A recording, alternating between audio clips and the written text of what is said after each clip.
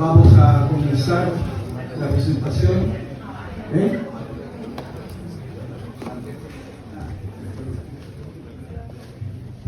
Bueno, en primer lugar quiero darles el nombre de la editorial Javiera para... Bueno, igual queda feo no decir algo, yo sé que todo el mundo la conoce, pero Javiera es actriz de formación, pero una persona activa en muchos planos, sobre todo en el político, ¿no? Desde su punto, desde su perspectiva. Buenas tardes a todas y a todos. Muchas gracias por la invitación y muchas gracias, Oscar Guillermo, por la invitación a presentar tu libro. Una invitación que al comienzo me sorprendió, pero que acepté con mucho gusto. Y que hace como algunas semanas decía Lucía Santa Cruz aquí en el lanzamiento del libro de Blumel, y después escuché decir a la ministra del Interior, Carolina Toá, presentando un libro en el CEP. Uno acepta estas invitaciones con mucho entusiasmo, pero después se da cuenta de la responsabilidad de lo que es presentar un libro, y más un libro como este. Hay que leer, hay que tomar notas, uno piensa, se da cuenta que se equivocó en lo que pensó antes, vuelve a leer. Y una mini angustia alcanzó a acompañarme un rato, pero jamás me quitó el entusiasmo para venir a compartir con ustedes mis impresiones respecto a esta magnífica obra. Yo a Oscar Guillermo Garretón lo conocía poco, conocía su figura, por supuesto, había escuchado parte de su historia y de su leyenda, para algunos una leyenda negra. Creo que tengo más amigos de lo que fue el Mapu obrero campesino de que la facción que lideró nuestro autor. Nos hemos ido encontrando con el pasar de estos últimos años. Hemos compartido algunos almuerzos, algunas fiestas, muchas reflexiones. Muchas veces hemos estado de acuerdo y otras tantas no. Pero después de leer este libro siento que lo conozco mucho más, y mientras lo iba conociendo en el transcurso de la lectura, ese conocimiento se iba transformando en admiración, pero también en cariño. Así que hoy día estoy profundamente honrada de poder estar aquí, de haber sido invitada a presentar Notas de Memoria. Honrada y emocionada porque es un gran libro de un gran ser humano. Déjenme decirles que antes de entrar a comentar algunos pasajes y apreciaciones particulares del libro, Oscar Guillermo no solo es protagonista de una muy buena historia, como decía el presidente Lago, hay tantas vidas distintas en una sola vida en el libro, sino que además tiene una muy buena pluma. Escribe bien. El libro tiene una estructura que permite su lectura sin cansancio ni ningún esfuerzo. Es entretenido, tiene capítulos cortos que van relatando distintas historias que en conjunto van dando una visión no solo de su vida, sino de las distintas épocas y circunstancias que atraviesa. Y yo, no es que ha cambiado sus valores ni su visión de la necesidad de una sociedad más justa que permita a todos los seres humanos desarrollar en plenitud sus capacidades y proyectos de vida. Lo que ha cambiado, y de manera radical, es su visión del camino que hay que recorrer para llegar hasta allá, de cuáles son las herramientas que debemos utilizar. Es un libro que sin duda va a ser un aporte a esta reflexión colectiva a la cual creo estamos obligados como país en la conmemoración de los 50 años del golpe de Estado. Y me atrevo a decir más, creo que es un libro imprescindible para comprender el fracaso de la Unidad Popular. La radicalidad del programa y las medidas implementadas a ojos de hoy hacen verdaderamente difícil pensar en el éxito de un proyecto de esa envergadura política en las condiciones en las que se dio. La gran pregunta que a mí me asaltaba mientras leía el libro es ¿cómo pensaron que podía resultar algo así? Alrededor de estas preguntas y reflexiones, Garretón ensaya algunas tesis que creo que podrían ser muy útiles para el momento de hoy. 1. La derrota de la Unidad Popular no fue una derrota militar, fue una derrota política. 2. Uno de los errores de Salvador Allende fue no haber utilizado su poder social único ante el pueblo de izquierda, la autoridad única que tiene el presidente en Chile para darle conducción a su coalición. Eso permitió que las diferencias políticas al interior de la Unidad Popular se hicieran insalvables. 3. el fin trágico y republicano de Salvador Allende, es la primera y gran derrota de quienes dieron el golpe, porque lo transformaron inmediatamente en una figura mítica mundial. Pero, al mismo tiempo, ese halo que lo cubrió se extendió a una visión mítica de la unidad popular, lo que permitió no explicar sus errores y cubrirlas de un manto heroico y legendario. No vivieron ese proceso porque es un libro que ayuda a entender lo que pasó, no solo las ideas, los ideales que inspiraron ese momento, sino también las fuertes pasiones que lo acompañaron, sus claros y oscuros. Para mí fue muy interesante, que vengo de una familia totalmente comunista y atea, encontrar en este libro esa vinculación profunda entre los valores de la izquierda, de justicia e igualdad, con los valores cristianos. Cuando era muy chica, como iba mucho a la Vicaría de la Solidaridad, siempre me preguntaba por qué la izquierda de la cual yo venía negaba de tal manera el cristianismo, si para mí compartían valores fundamentales. En el relato que hace Óscar Guillermo Garretón de la conformación del MAPU hay varias luces y respuestas a esa antigua pregunta que rondaba mi cabeza. Hay muchas personas entrañables, algunas muy conocidas por mí, queridas por mí, pero hay una especial mención a Rodrigo Ambrosio, figura que obviamente no pude conocer, mítica del MAPU, pero por la cual solo creció mi admiración leyéndolo en este libro.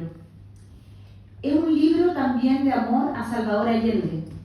Habla de sus amores, no de sus múltiples, no de todos, pero de sus amores, y del gusto por la vida que tenía el presidente. Y realza ese lado de Salvador Allende como un ser republicano, democrático y profundamente popular, con un liderazgo social y moral, más que político. Y por eso mismo creo que hace algo muy necesario, que es separar a Salvador Allende de la unidad popular para poder analizarlos a cada uno en su justa medida. Hay un capítulo que me provocó en mí una especial emoción, que es el cual le dedica a la historia de la sedición en la Armada. Cuenta cómo se fraguaron esos hechos, los relatos que hubieron alrededor, pero sobre todo el cierre de esa historia, con un viaje al que lo invitó el comandante en jefe de la Marina, Rodolfo Codina, muchos años después.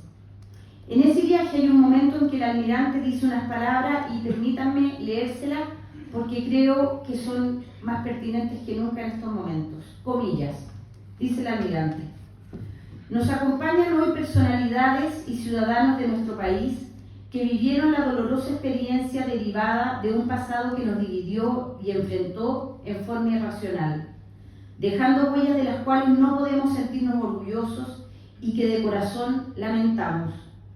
Por ello, estas palabras, que son con respeto y afecto, tienen como propósito explicitar que valoramos la grandeza y generosidad de haber concurrido a esta invitación y con ello habernos dado la oportunidad histórica de retomar una amistad cívica y emocional de la cual sí queremos enorgullecernos, en la convicción que las relaciones humanas llevadas con sentido de trascendencia y sinceridad son el camino que hará grande a nuestro país y dará mejor oportunidad a todos los que somos parte de un proyecto donde el rencor no tiene un momento.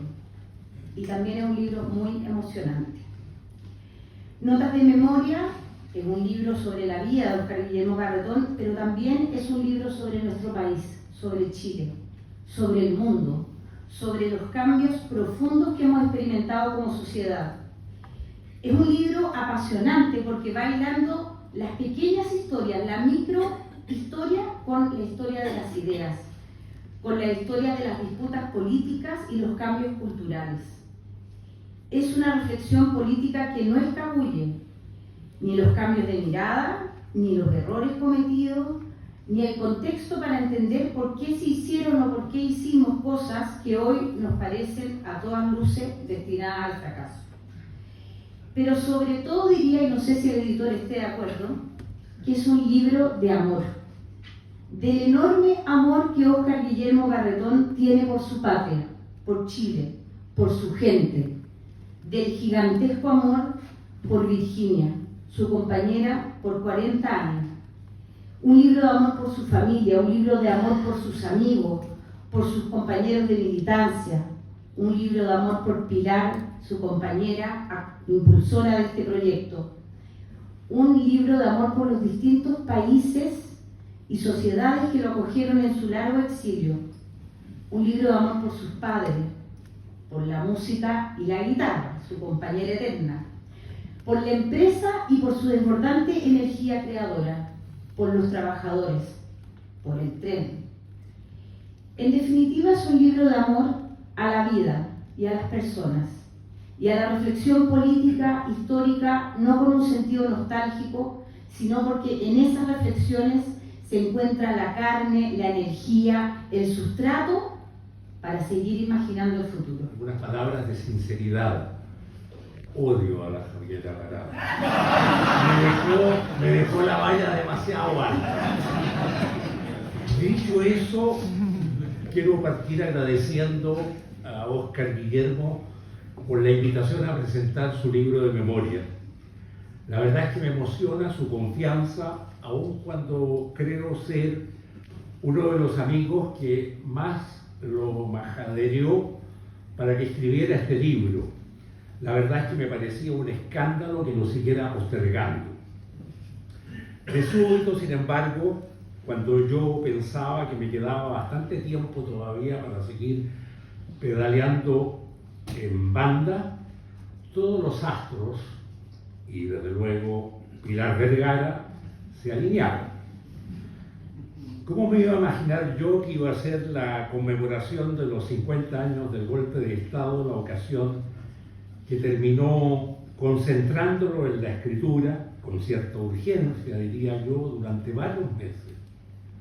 Hasta donde sé, fueron meses de trabajo muy intenso, fecundo y productivo, al cabo de los cuales emergió con un manuscrito certero, sentido, que no solo lo reflejó de cuerpo entero, sino que además hizo justicia a la dimensión novelesca de su vida.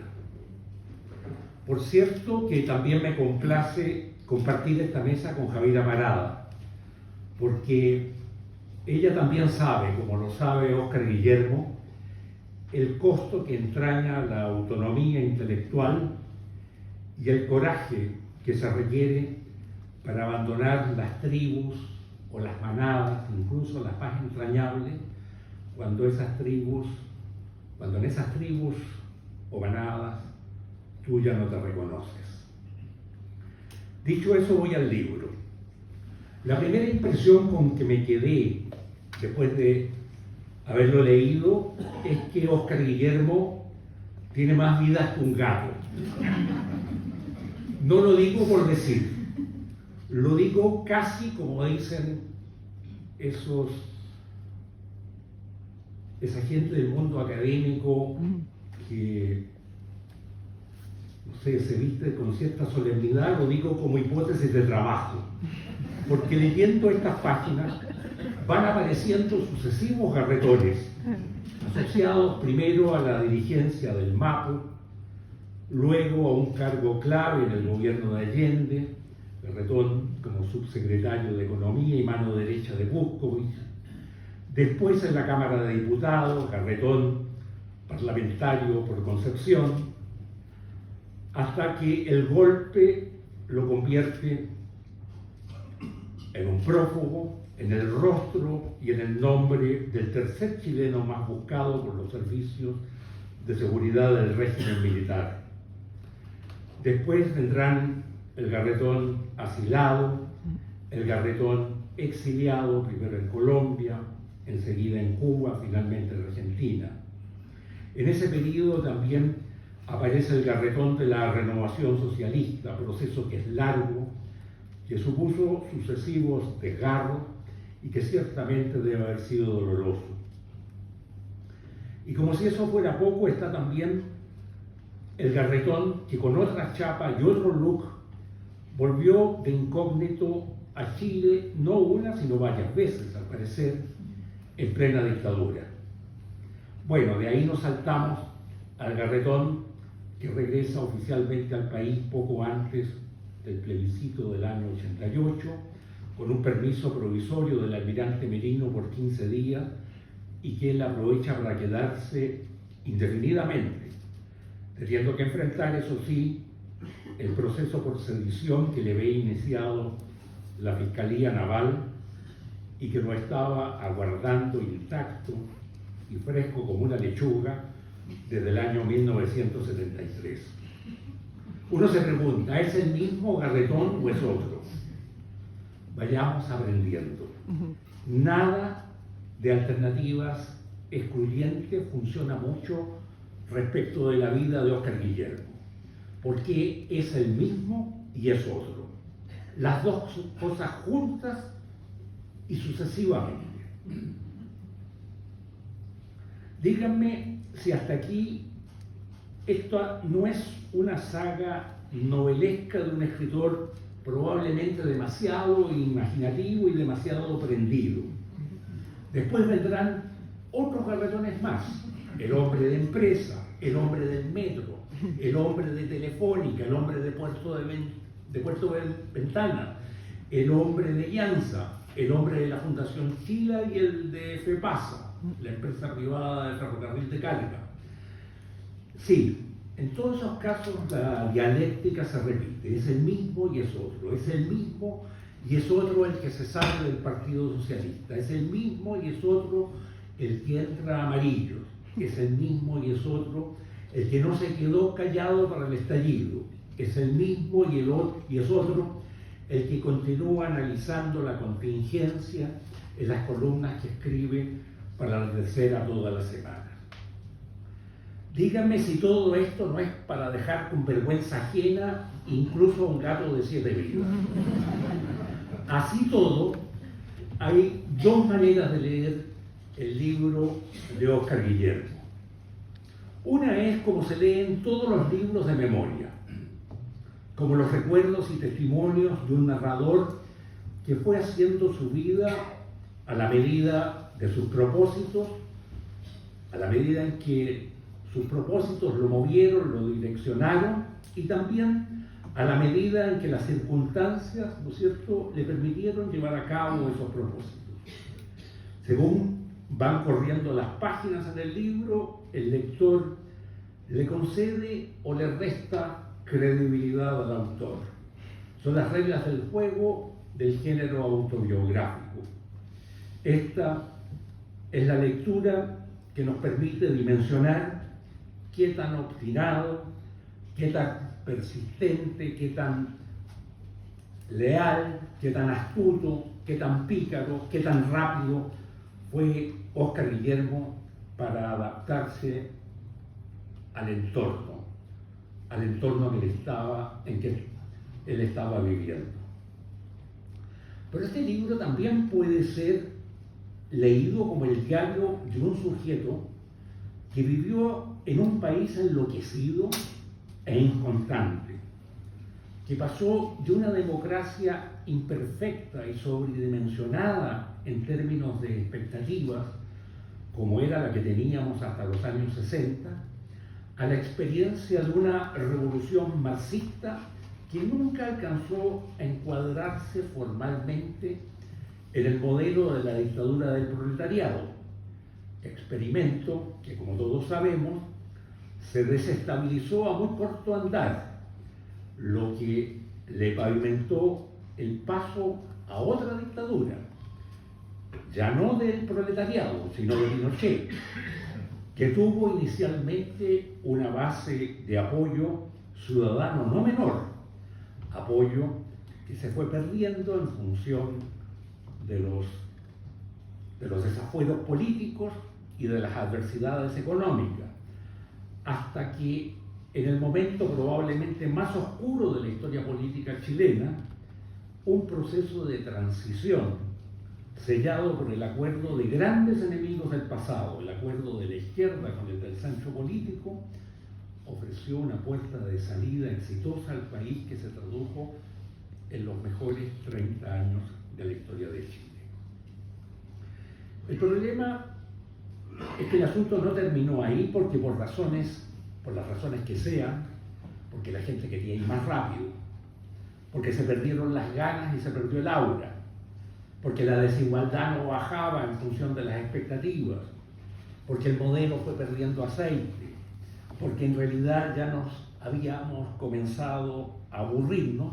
Bueno, nos abrimos a nuevos experimentos que, lejos de mejorar el resultado, lo malograron todavía más, hasta llegar a ese bendito 18 de octubre del año 19, cuando la mayor parte de la sociedad chilena decidió tirar la casa por la ventana, torcerle el pescuezo al capitalismo, hacer la vista gorda con la violencia y decir basta. Basta a la aburrida democracia liberal y sus rutinas. Basta a la racionalidad económica y su tiranía. Basta a la desigualdad y sus escándalos. Basta al gobierno de la época y sus ansiedades. Hasta en fin, basta a los desconocidos de siempre que se creen y se sienten dueños del país. No tiene mucho sentido insistir aquí en el volumen de la frustración colectiva y en la cantidad de decepcionados que generó esta revuelta, porque a la luz de la vuelta de carnero que el país se pegó en cosa de meses, no hay duda que esa frustración y ese desencanto deben haber sido muy grandes. ¿A dónde voy con todo esto? Voy a que si las 7 vidas de Óscar Guillermo nos parecen muchas, bueno, comparadas con las 14 que la sociedad chilena se ha concedido a sí misma, quizás sean pocas. Óscar Guillermo demoró en encontrar su destino. Se podrá discutir si demoró mucho o demoró poco. Lo que no se puede negar es que lo encontró el destino. Yo no sé si nosotros los chilenos lo hemos encontrado. Ni siquiera sé si estamos en camino de encontrarlo. Se diría que como país, como sociedad, nos gustan las fluctuaciones y los altibajos. Un día arriba y al otro abajo. Un día allá y el otro acá, como dicta la ley del péndulo. Un día depres, al otro eufóricos.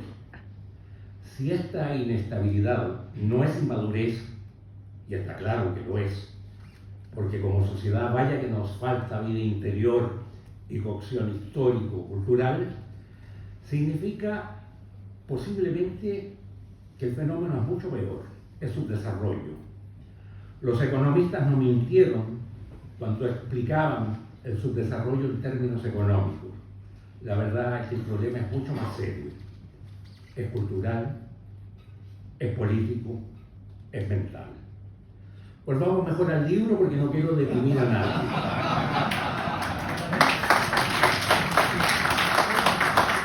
Fíjense ustedes que si este libro se hubiese cerrado el año 74 o 75, esta sería la historia de un fracaso político, de una derrota militar, de un exilio militante, y estaríamos todos celebrando a Óscar Guillermo con el puño en alto. Hasta la victoria siempre. Si se hubiera cerrado 10 años más tarde, en la segunda mitad de los años 80, poco antes del plebiscito, esta sería la misma historia anterior, pero además contendría la potente historia de la renovación ideológica del socialismo y terminaría con un voto de esperanza en que vendrían tiempos mejores para Chile. Esta sala, en ese caso, olería a socialdemocracia de matriz europea. Es un olor que para muchos de ustedes puede ser un perfume, pero para la gente del Frente Amplio, en algún momento, no sé ahora, era el olor del demonio. Si la historia llegara hasta entrados los 90, a todo lo anterior habría que agregar una ráfaga de optimismo, porque por primera vez en mucho tiempo las cosas se comenzaron a hacer bien en Chile y el resultado de los aciertos no se hizo esperar. Donde está Javiera, eso sí, estaría Soledad Alvear. Y donde estoy yo, no, el salto ahí sería importante, estaría nada menos que una figura como el tanque José Miguel Insulza. Lo siento, Óscar Guillermo, la culpa es tuya, tú te los perdiste. Te los perdiste porque seguiste escribiendo el libro. Como el relato del libro, por último, pasa de largo por los gobiernos de Bachelet y de Piñera, por los dos gobiernos de Bachelet y los dos de Piñera, diabólicamente entrelazados, en lo que el libro llama el tiempo de la brújula perdida. No tiene nada de raro que Óscar Guillermo termine su libro preguntándose qué diablo nos ha estado ocurriendo como sociedad para que las cosas se hayan complicado tanto en lo político, en lo económico y en lo emocional, hasta desembocar en un gobierno como el actual. Hacia el final, las páginas del libro adquieren un tono amarillento, no porque el libro, el papel se descolore o haya envejecido prematuramente, sino porque el amarillo, como todos sabemos, es el color con que nuestro amigo se siente más cerca políticamente en estos, los que deben ser sus años dorados. La vida de Óscar Guillermo tuvo tantas vueltas que es difícil leer este libro como el relato de un proyecto que él se haya trazado y haya podido llevar a cabo a rajatabla. Nada de eso. La suya es una historia cruzada por enormes adversidades e imprevistos. Solo un loco o un adivino hubiera podido prever que el proyecto político del presidente Allende fracasaría o que Óscar Guillermo iba a tener que vivir en un exilio bastante largo, o que los socialismos reales se vendrían abajo, o que la política, que había sido el ámbito suyo, le quedaría vedada tras el retorno a la democracia el 90, que fue lo que lo sacó de la esfera pública y lo llevó a entrar en el mundo empresarial. En este sentido, por muy sólido que hubiera sido, difícilmente Óscar Guillermo hubiera podido llevar a cabo su proyecto de vida. Pero ojo, no pudo llevar a cabo a lo mejor su proyecto de vida, pero llevó a cabo los temas, los motivos de su vida. Porque los temas y los motivos de la vida de Óscar Guillermo no cambiaron. Siguieron siendo más o menos los mismos. No cambió su orientación a los temas públicos. No cambió su prioridad por el mundo social. No cambió tampoco su sentimentalismo, su resuelta militancia en el tango, en la metafísica latinoamericana del bolero, de la ranchera, del corrido mexicano. No cambió su natural sentido de liderazgo. No fue por bueno para revolver el gallinero que llegó a dirigir ese partido que fue el MAPO. No fue porque tenía facilidad de palabra, porque fue capaz de organizar a los exiliados que estaban durante meses ahí en la Embajada de Colombia y que organizó eso como un reloj suizo. No fue tampoco porque tuviera bonita letra, que fue capaz de organizar a los presos en la cárcel de Valparaíso para que tuvieran un acceso a una vida bastante mejor. Ese liderazgo volvió a aparecer en la vida de Óscar Guillermo cuando estuvo en el Metro, en Telefónica y en empresas bravas como Llanza, que nunca fueron precisamente una taza de leche. Otro rasgo muy suyo, y desde luego que muy raro en los tiempos que corren, es que nunca se victimizó, nunca adoptó la retórica del llorón profesional para reivindicar frente a los demás derechos anteriores o alguna clase de superioridad moral. Posiblemente el pasaje más revelador en este sentido del libro, bueno, ya lo citó Javiera tiene lugar cuando Óscar Guillermo es invitado a este viaje del Aquiles por el almirante Codina, y él responde a las palabras del almirante con un texto que figura en el anexo 5 del libro, y donde él destaca como raro en Chile, pero como raro siempre, como raro en la vida, que su generación, que una generación, no personalicemos, que una generación, luego de vivir una derrota política, una derrota personal tan grande como la de la Unidad Popular, ellos hayan tenido, dice, una segunda oportunidad. Plantea, y esto es muy raro, plantea que quizás puedan tenerlo los hijos de los perdedores, los nietos, pero nunca ellos mismos.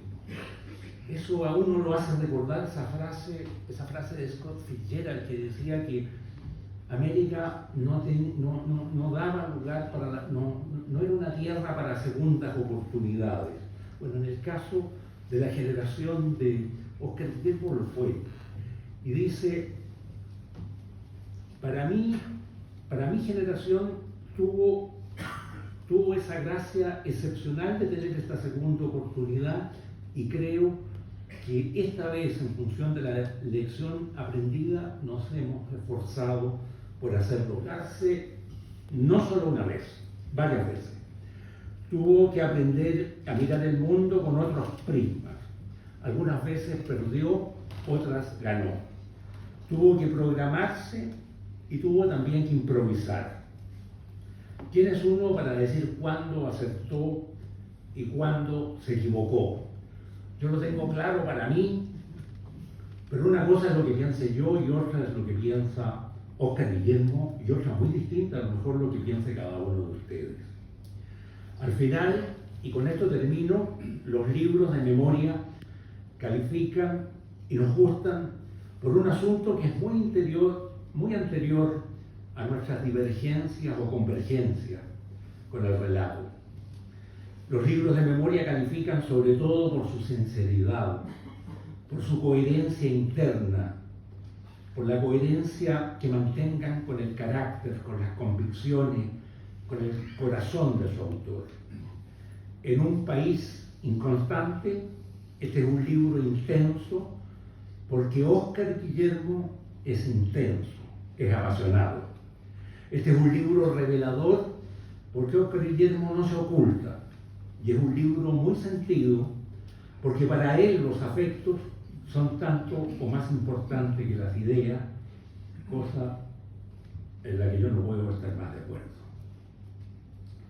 Es un libro a la altura de quien en su juventud y en su madurez, como dirigente político y como empresario, se la jugó a fondo, y que aún hoy, día a día, semana a semana, se la sigue jugando.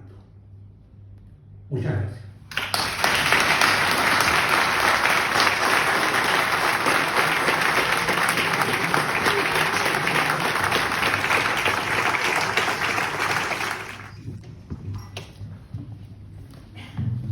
Bueno, después de estas exposiciones, la verdad, y por suerte escribí un libro porque no tengo mucho más que agregar.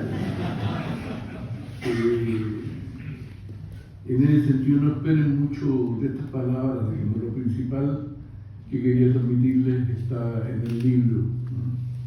Me queda, sin embargo, algunas cosas, ¿no? Primero, agradecer a Javiera, que ella puede haber mirado más de lejos, pero yo tenía una amistad con su abuela, María Maruenda, cuando ella emigró del Partido Comunista al PPD.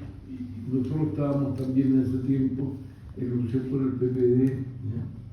Y nos encontramos allí y tuvimos muchas conversaciones hablándonos, digamos, de los procesos que vivíamos, que en el caso del PC siempre son más duros, porque en el fondo prácticamente es romper con la iglesia, digamos, un cambio de ese tipo. Y revoloteaba ahí por allí, digamos, la nieta que era la Javiera, a la cual le seguí yo la vida, digamos, después la he seguido mucho tiempo y me ha interpretado muchos de los pasos que ha venido dando. El caso de Héctor también es mi amigo. No está tan claramente en el libro, quiero confesarles que yo soy un aficionado a las tertulias. Tenemos un grupo de empresarios que nos reunimos todos los meses, ya, con un invitado. Tengo un grupo literario que participa también Héctor, digamos, un grupo que estudiamos filosofía política en que también está Héctor, digamos, y otros amigos distintos de Viña del Mar. Tengo, digamos, un grupo de música, digamos, que van quedando algunos pocos, que nos reunimos permanentemente, digamos. Bueno, en fin, no voy a decirlos todos, digamos, pero la verdad es que, y nos encontramos después, cuando estuvimos en la pandemia, un grupo de amigos nuevos que hemos viajado y todo, digamos, en este tiempo, digamos, cuando nos instalamos cerca de Quillota. Y Héctor es parte de esa amistad y tiene una gran franqueza. Quiero agradecer también al presidente Lago, el presidente de los de mi generación, mi trayectoria, viviendo una obra que nos enorgullece a nosotros mucho, así que yo particularmente agradecido de su carta, que no es muy habitual, digamos, que la dispense. Pero quiero agradecerle particularmente a ustedes por una razón que creo que la leyó la Javiera, que está al final del capítulo sobre la sedición en la Marina, digamos, que es que en el fondo gracias no solamente por acompañarme, quiero agradecer también a la lluvia que se reservó para la noche,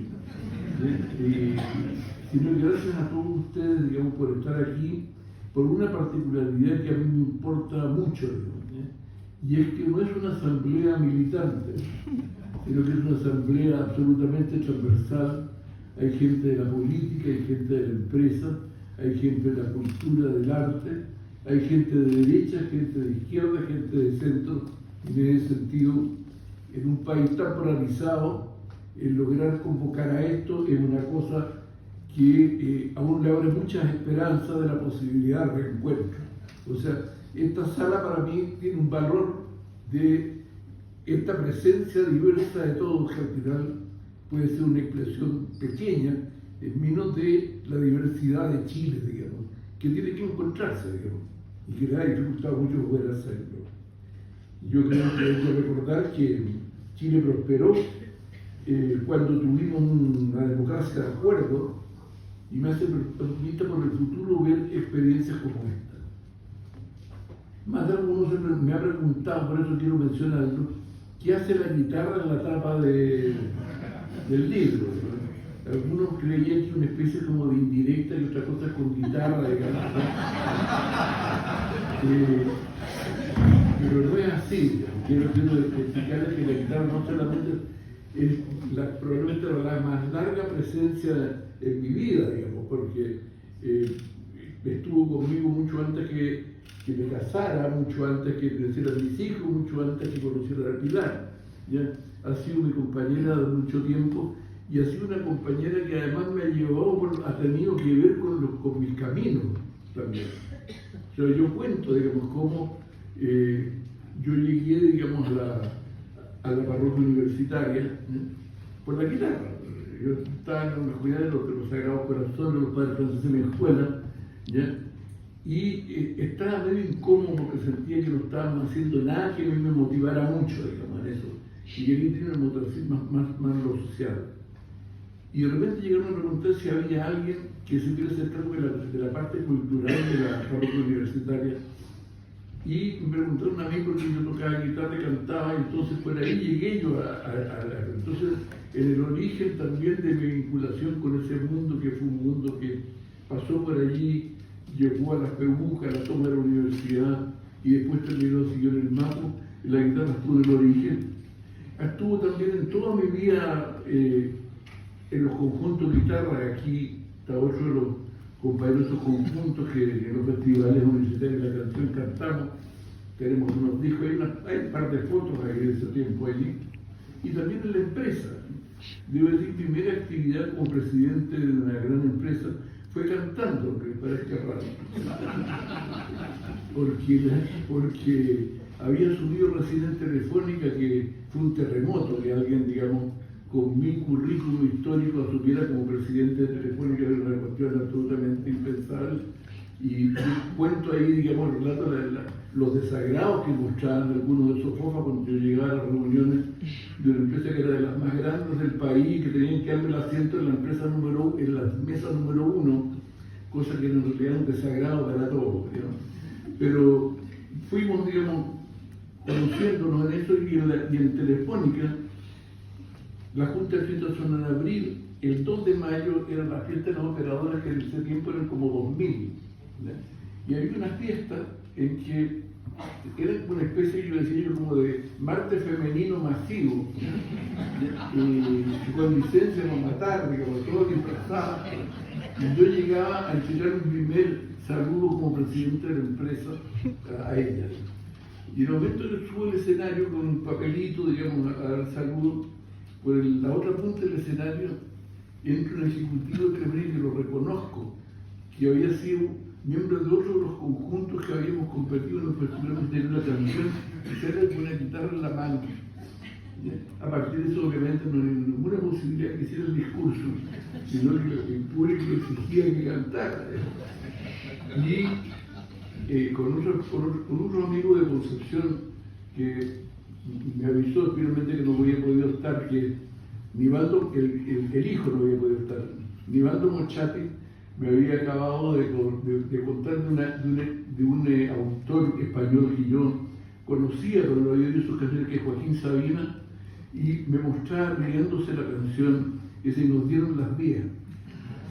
Y entonces canté y nos dieron las 10, que fue mi saludo a las operadoras y que terminó con las servilletas de papel prendidas. Y a partir de eso deben ir siempre a los festivales O sea, en el fondo lo que quiero contar, la guitarra ha tenido efectivamente que ver, y creo que no hay ninguna empresa donde haya estado, donde haya sido presidente al menos, donde no haya cantado alguna vez con los trabajadores. Quiero decir una cosa, digamos, del salto, porque suena como raro, del salto de la política a la empresa, ¿no? Y también tiene que ver eso con el capítulo sobre la sedición. Porque como me respondió el presidente Merino cuando me hizo su discurso que leyó Javiera, le dije que tenía que reconocer, digamos, que en el origen de mi vocación empresarial estaba el almirante Merino, pero que no se lo agradecía lo que lo había hecho para joderme, no para favorecerme. Porque en el fondo el delito que me acusaba, que era de sedición, tenía penas entre 20 años y muerte. Y tenía yo, cuando me dieron la libertad condicional, no pude ser ni funcionario público ni participar en las elecciones de votación popular. Yo me acuerdo que el presidente me había dicho que quería que lo acompañara en algo del gobierno, ¿ya? Y yo le decía, no puedo.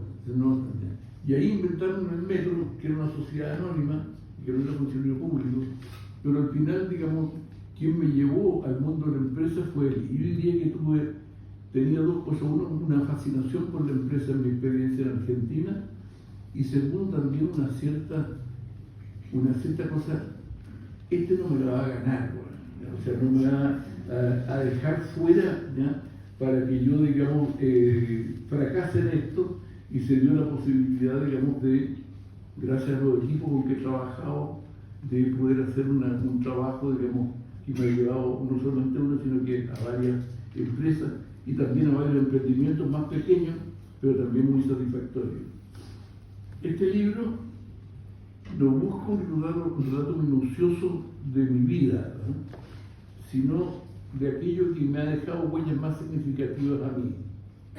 Yo les ruego que no omitan leer el prólogo del autor, porque ahí cuento desde dónde miro y leo y escribo las cosas que he visto. Yo no me siento realmente un hombre de la UP, me siento un hombre más bien de los que, junto con muchos otros, hicimos un proceso muy desgarrador y doloroso después de lo que fue decir, bueno, ¿en qué nos equivocamos nosotros? Para haber llegado a una derrota de esta magnitud, como nunca antes había conocido en la izquierda chilena y probablemente en la izquierda latinoamericana.